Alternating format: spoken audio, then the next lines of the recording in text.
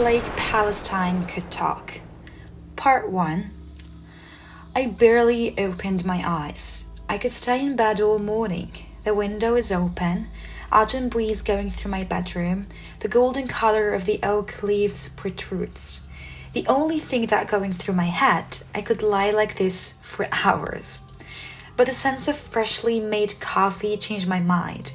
Looks like my sister has been awake for a long time and drinking coffee on the porch. I tied my long black hair in a bun and went out on the terrace in my pajamas. My older sister was sitting there drinking her black coffee. She also prepared one for me. On the front lawn, my 6-year-old daughter is playing with our dog Boxer Spike. What a lovely way to start a day. I grew up here in the city of Berryville, a small town on the shores of beautiful Lake Palestine. In fact, this is our family house. We moved out when I was a little girl because of my dad's job, since my husband tragically passed away 5 years ago. I come here often, spending months with my daughter. I'm a writer, so my job doesn't hold me to one place. My sister Mary has always been walking trouble, living day by day, but somehow she always managed to live well every day. She loved to change partners, probably have some commitment issues. Nothing could touch her. But whenever she was in trouble, she would come right here. For her, this house was a rehabilitation center for the soul. I was taking my first sip of coffee when Postman Sam showed up in front of the porch. Sam: "Good morning, girls." Mary: "Hey, Sam, is there anything for us?" Sam: "Some bills and newspapers. Have you heard the news yet?" "No, what happened?" I asked.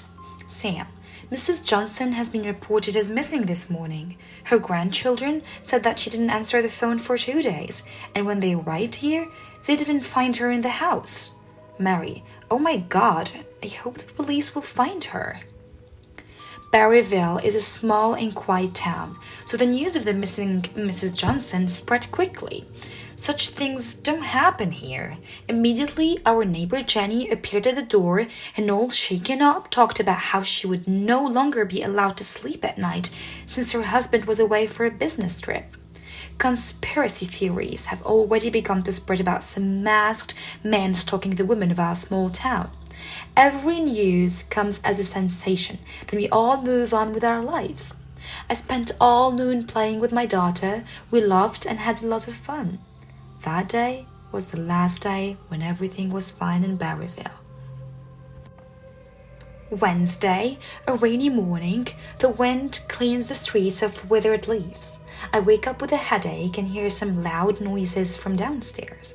I went down to the living room while I was still waking up. The room was filled with people: neighbor Jenny, busman Sam, neighbor Michael, his wife Mary, and Lieutenant Stinson.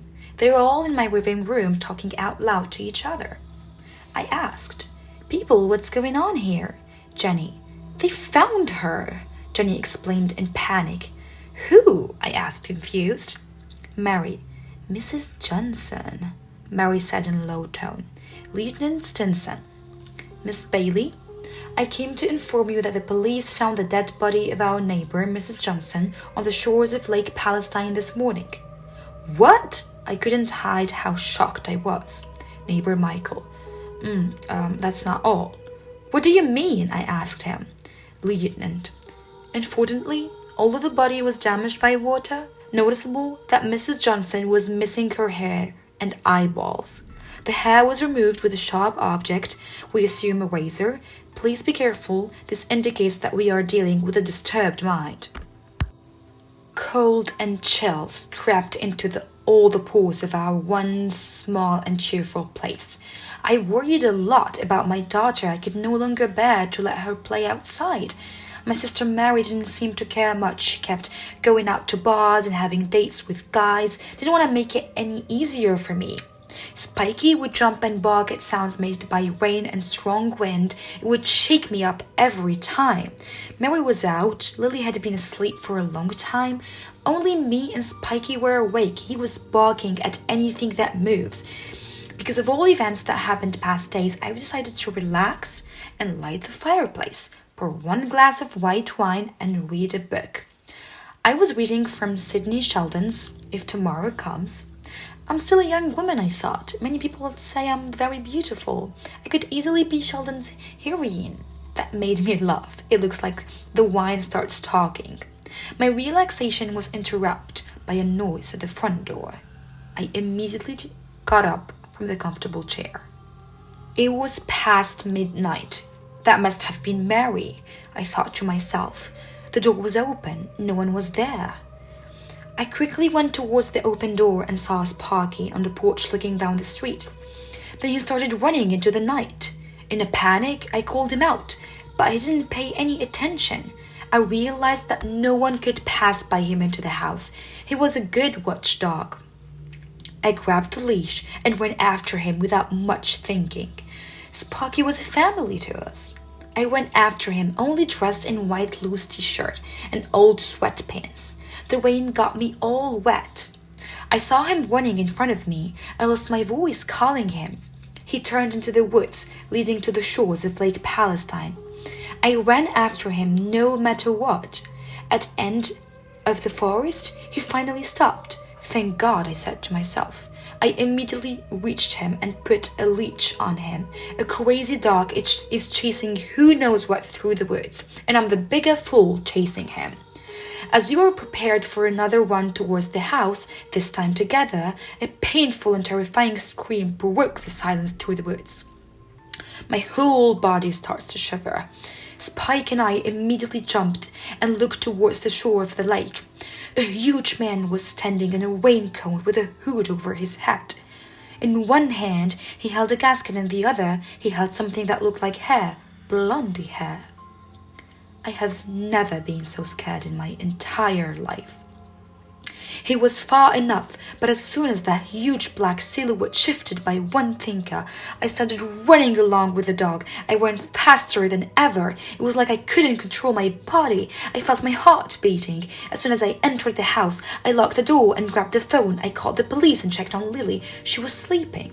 The police showed up immediately. The whole place rose to its feet. Special police forces were all over the forest. I felt safer. I called Mary on the phone countless times without success. The biggest fears ran through my head. What if something happened to her? As is usually the case in the suburbs, all the neighbors quickly rushed to see what was happening.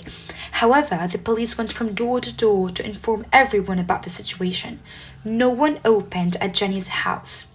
We all already knew that her husband was on the road, but she was supposed to be there. When she doesn't answer her phone, the police broke into her home. She wasn't there.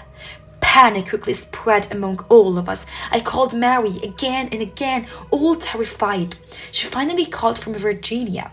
Apparently, she's staying at her friend's house after drinking too much. What a relief. She was okay. Still drunk though, but okay. I didn't want to scare her. It was enough for me to know she was safe and alive. She told me to come, but knowing her and her friend, probably not right place for a little girl. By the time I finished the call, heard loud noise outside. The crowd were around the taped yellow ribbon. They had obviously found the body in the lake. No one slept that night. Michael, Jenny's husband, and I went to confirm the body. A cool morgue room, 2 detectives, and 1 body. The coroner removed the sheet.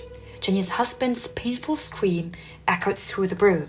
On a metal table lay a hairless body without eyeballs. One of her boobs was cut off.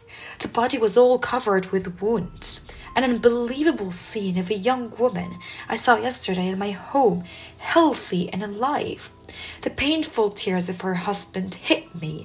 I had to get out of that room as quickly as I could. Threw up on my way home.